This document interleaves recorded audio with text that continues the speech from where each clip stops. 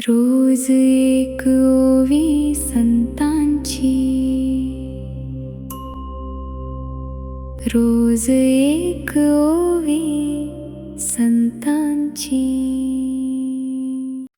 माझे मानस विटेवरी,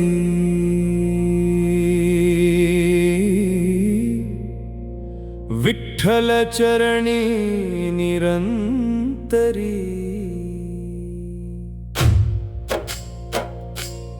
पंढरपुरी मनोरथ ज्याचा, धन्य धन्य तो देवाचा.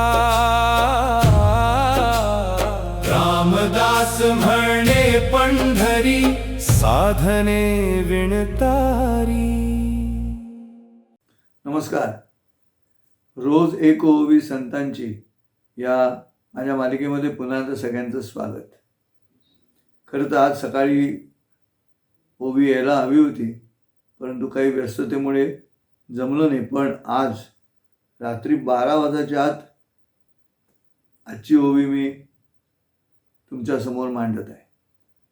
खरं तर वारी सुरू आहे.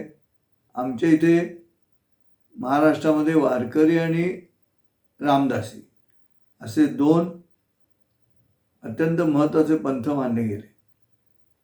खरं तर त्यात भेद नाही आहे. हा भेद निर्माण होतो तो राजकीय मनोवृत्तीतून.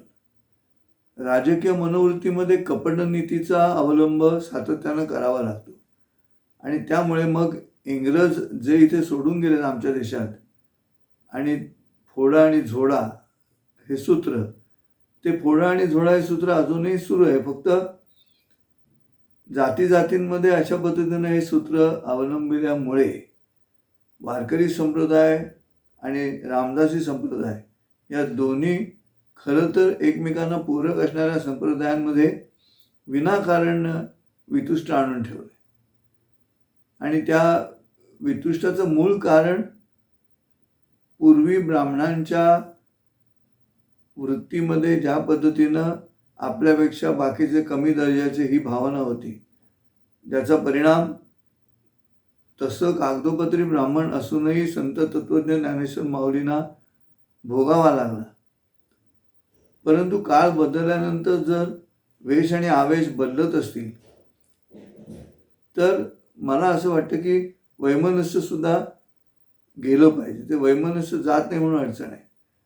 आणि त्यामुळे आज मी वारकऱ्याच्या परिवेशामध्ये आहे, परंतु ज्या अभंगावरती आपल्याशी संवाद साधणारे तो अभंग आहे समर्थ रामदासांचा, आणि तो आहे पंढरपूरच्या संदर्भामध्ये, जो आता आपण ऐकलात. काय म्हणतात समर्थ रामदास? माझे मानस विटेवरी, विठ्ठल चरणी निरंतरी. माझे मानस विटेवरी, विठ्ठल चरणी निरंतरी. पंढरपुरी मनोरथ ज्याचा, पंढरपुरी मनोरथ ज्याचा, धन्य धन्य तो देवाचा. रामदास म्हणे पंढरी, रामदास म्हणे पंढरी, साधने वीण तारी. अप्रतिम अभंग आहे. आणि मुख्य म्हणजे तो जो भेद आमच्या राजकारणामुळे समाजकारणामध्ये रुजला गेला, तो भेद घालवणारा हा अभंग आहे.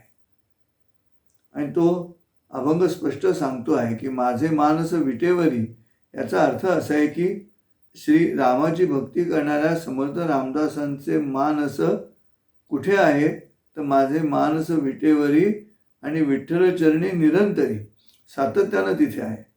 ह्याचं कारण या संतांच्या दृष्टिकोनातून परमेश्वरांमध्ये भेद नाही आहे. हा परमेश्वर या समाजाचा, हा परमेश्वर या समाजाचा, असं नाही आहे. वसुदैव कुटुंबकमची संकल्पना जी आहे ती भक्तिमार्गामध्ये पण आहे. आणि त्यामुळे आकाशात पतितं तोयम यथा गच्छति सागरम, सर्वदेव नमस्कारः केशवम प्रति गच्छति. ते एकाच दिशेनं एकाच परमेश्वराच्या चरणी जाणारी भक्ती आहे, आणि ती ह्या विविध कारणांनी वेगवेगळी दिसत राहते. संत तत्वज्ञ ज्ञानेश्वर माऊलींच्या वेळेला असलेली राजकीय स्थिती, त्यावेळचे भारतावर झालेले मोगलांचे हल्ले, ज्या पद्धतीनं त्या काळामध्ये प्रचंड मोठ्या प्रमाणावरती मंदिरांची नासधूस करण्यात आली, स्त्रियांवरती बलात्कार करण्यात आले, लहान मुलांनाही त्यातून सोडलं नाही, त्यांच्याही हत्या करण्यात आल्या. अशा अत्यंत बिकट स्थितीमध्ये संत तत्वज्ञ ज्ञानेश्वर माऊलींच्या माध्यमातून जी भक्ती मार्गाची परंपरा निर्माण झाली, त्या परंपरेच्या पुढच्या आवृत्तीमध्ये असं लक्षात येतं की समर्थ रामदासांच्या 400 वर्षानंतरच्या भक्ती मार्गातल्या आवृत्तीमध्ये परमेश्वराच्या हातामध्ये शस्त्र आलं. एक आशीर्वादाचा हस्त आहे, एक दानाचा हस्त आहे, एक शस्त्राचा आहे आणि एक ज्ञानाचा आहे. आणि त्यामुळे हे कालानुरूप होणारे बदल आहेत. हे बदल परमेश्वराच्याही रचनेमध्ये झालेले दिसतात. आणि म्हणून आम्हाला परमेश्वर परशुराम, परमेश्वर श्रीराम, परमेश्वर श्रीकृष्ण, परमेश्वर बुद्ध या सर्व परमेश्वरांच्या अवतार कार्यामध्ये बदल आहे, कारण काळ बदलत गेला म्हणून आहे. परंतु आहे ते एकच आहे. आणि ते हे या ठिकाणी दिसते की सज्जनगडावरती समजा हा अभंग रचला गेला असेल. आता याच्यात असा वाद होऊ शकतो, मी तुमच्याशी बोलत असताना, की रामदासांचा अभंगच नव्हे, या ब्राह्मणांचंच काहीतरी डोकं दिसतंय, ह्यांनी जसं केलं असेल. तर तसं नाही आहे.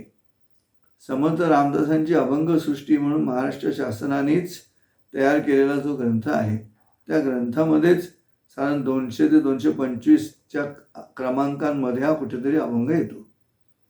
आणि माझे मानस विटेवरी ही कल्पना अतिशय सुंदर आहे.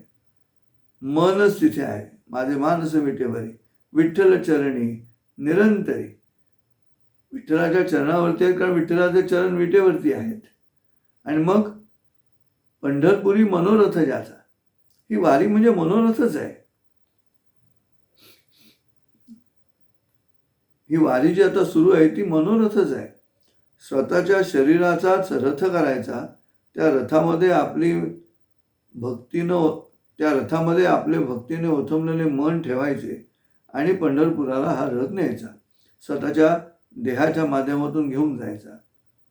पंढरपुरी मनोरथ ज्याचा, समर्थ रामदास म्हणतात, धन्य धन्य तो देवाचा, तो परमेश्वराचाच, धन्य धन्य तो देवाचा. आणि म्हणून रामदास म्हणे पंढरी कशी आहे पंढरपुरी, तर रामदास म्हणे पंढरी शेवटची ओट या अभंगाचा सर्वोच्च बिंदू आहे. साधने विणतारी. ज्या पंथांमध्ये साधना आली, विशिष्ट पद्धतीनं क्रिया आली, विशिष्ट पद्धतीनं पूजा पद्धती आली, विशिष्ट पद्धतीनं संगीत पद्धती, भजन पद्धती, हे प्रत्येक पंथानुसार बदलत आहेत. परंतु प्रत्येक पंथाला काही ना काहीतरी पद्धत आहे. पण समर्थ रामदासांनी किती मनमोकळेपणाने मान्य केलेलं आहे की रामदास म्हणे पंढरी कशी आहे पंढरी, साधने विणत आहे. तुम्ही काही साधना करताय, करू नका, कुठे पाहिजे मग, म्हणून पहिल्या वळीवरती जायचं. परत साधना न करता सुद्धा हे अशा पद्धतीचं धन्य धन्य देवाचा होण्याची क्रिया कधी शक्य आहे, ती त्या पहिल्या चरणामध्ये आहे, माझे मानस विटेवरी, विठ्ठल चरणी निरंतरी. श्रोतो, तोच भाव आहे. तेव्हा मला असं वाटतं की आता खरंच वेळ आलेली आहे. पुन्हा त्याच पद्धतीनं आमच्या सनातन धर्माच्या संस्कृतीवरती आक्रमण होत आहेत. तशीच क्रूर आक्रमणं आहेत. मग ती कोणती असो, मग ती लव जिहादच्या माध्यमातून असो, प्रॉपर्टी जिहाद असेल, कसे असेल, सरतनचे सुद्धा असेल. पण म्हणजे संत तत्वज्ञ ज्ञानेश्वर माऊलींच्या काळामध्ये त्या सुमारास मागे पुढे पुन्हा इतिहासकार वेगवेगळं बोलतात, परंतु अल्लाउद्दीन खिलजीचं येणं आहे, त्याचं रामदेवराव यादवरावरती चालून जाणं आहे, त्याच्यानंतरच्या आलेल्या सगळ्याच आक्रमकांनी ज्या पद्धतीनं या अत्यंत प्रगल्भ ज्ञानी आणि सज्जन संस्कृतीचा विनाश घडवला, तेच कार्य आता परत होत आहे. त्याही वेळेला इथे फितूर होते जे त्यांच्या बाजूने मदत करणारे होते. आजही तसे फितूर आहेत. आजही काय अशा पद्धतीनं न कळत का होईना बुद्धिवादी म्हणत आक्रमकांचाच मुद्दा आहे. फक्त आक्रमणाची पद्धत बदलली. पूर्वी बाहेरून आक्रमण केलं जायचं जखम म्हणून, आता आतमध्येच कॅन्सरच्या गाठीसारखे आमच्या या सुसंस्कृत सामाजिक शरीराचा नाश करायला टपलेली मंडळी आहेत. त्यांना विरोध करायचा असेल तर हे दोन महत्त्वाचे संप्रदाय आहेत, त्यांनी मैत्री करायला पाहिजे. त्यामुळे वारकरी आणि वारकरी या दोन्ही गोष्टी लक्षात घ्याव्या लागतील. तुम्हाला एक छोटासा प्रसंग सांगतो आणि मी थांबतो. मुंबईमध्ये एक सभा होती. त्या मुंबईमध्ये सभा होती, मुंबईतल्या सगळ्या सार्वजनिक गणेशोत्सव मंडळांना एकत्र आणून कसा साजरा करायचा गणेशोत्सव एवढ्या मोठ्या मुंबईतला, याविषयीची सभा होती. आणि प्रमुख पाहुण्यांमध्ये होते शिवसेना प्रमुख हिंदू हृदय सम्राट बाळासाहेब ठाकरे, त्यानंतर जयंतराव साळगावकर होते, अशोक सिंघल होते, बाळासाहेब भारदे होते आणि सगळी मंडळी स्टेजवरती होती. आणि जयंतराव साळगावकर कालनिर्णय त्यांनी भाषणात असं म्हटलं, आज 2 बाळासाहेब व्यासपीठावरती उपस्थित आहेत. त्यातले एक बाळासाहेब जे आहेत ते वारकरी आहेत, भारदे, आणि दुसरे जे बाळासाहेब आहेत ते धारकरी आहेत, असं त्यांनी भाषणात उल्लेख केला. सगळ्यांनी प्रतिसाद दिला. पण जेव्हा शिवसेना प्रमुख बोलायला उभे राहिले तेव्हा शिवसेना प्रमुख असं म्हणाले की साळगावकर म्हणतायत की बाळासाहेब भारदे वारकरी आणि आम्ही धारकरी. तर माझं म्हणणं असं आहे, शिवसेना प्रमुख म्हणाले की बाळासाहेब भारदे धारकरी हे काँग्रेसवाले आहेत, नुसतीच धार काढतात. आम्ही वारकरी. हे आम्ही वारकरी हा जो बदल आहे ना, तो बदल आता स्वसंरक्षणार्थ आवश्यक आहे. याचं कारण शोधतो असं आहे की विनाकारण केलेलं आक्रमण ही हिंसा आहे, परंतु तसं आक्रमण झाल्यास त्याच तोडीचा प्रतिकार करताना झालेली हिंसा ही हिंसा नाही, ही अहिंसाच, अदर्जाची हिंसा, कारण तो निसर्ग नियम आहे आणि तेवढा बदल होणार आहे काळानुसार. आणि म्हणून आज असं वाटतं की या दोन्ही समर्थ रामदासांच्या विचारांना आणि वारकरी संप्रदायाच्या विचारांना एकत्र आणण्याचे दुवे कोणते आहेत, त्यातला दुवा म्हणजे हा अभंग आहे. माझे मानस विटेवरी विठ्ठल चरणी निरंतरी, पंढरपुरी मनोरथ ज्याचा, धन्य धन्य तो देवाचा, रामदास म्हणे पंढरी साधने विणतारी. तुम्ही साधना न करता सुद्धा मनामध्ये भक्ती आणलीत तर देवाचे द्वारी उभा क्षणभरी तेणे मुक्तिचारी साधी गेल्या. असो, पुन्हा भेटूया सोमवारी सकाळी, म्हणजेच उद्या सकाळी पहाटे 5 वाजता दुसऱ्या ओवीसर. रामकृष्ण हरी. रोज एक ओवी संतांची, रोज एक ओवी